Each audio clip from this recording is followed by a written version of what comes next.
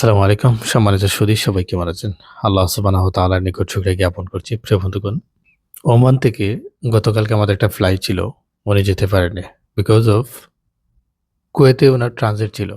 তো immigration officer উনাকে জিজ্ঞেস করেছে, "কুয়েতের ট্রানজিট ভিসা আছে কিনা?" উত্তর, "নাই।" তখন উনাকে আর ওমান থেকেই ফ্লাই করতে দেওয়া হয়নি। একথা এ কারণেই বলছি ভিডিওর মাধ্যমে, আপনারা অনেকেই বলে থাকেন যে, রিচ পেমেন্ট আপনারা নিচ্ছেন। আপনারা হয়তোবা তুলনামূলক টাকা বেশি নিচ্ছেন। কেন? দেখুন আমাদের সার্ভিসটা হচ্ছে আর্মেনিয়ার ক্ষেত্রে সম্পূর্ণ টাকা পৌঁছানোর পরে এবং আমরা কাজ দিচ্ছি, সোশ্যাল কার্ড আমরা বানিয়ে দিচ্ছি এবং যারা ফুড ডেলিভারিতে কাজ করবে তাদের লাইসেন্স আমরা কনভার্ট করেছি। সম্পূর্ণ সাপোর্ট আমরা দিচ্ছি।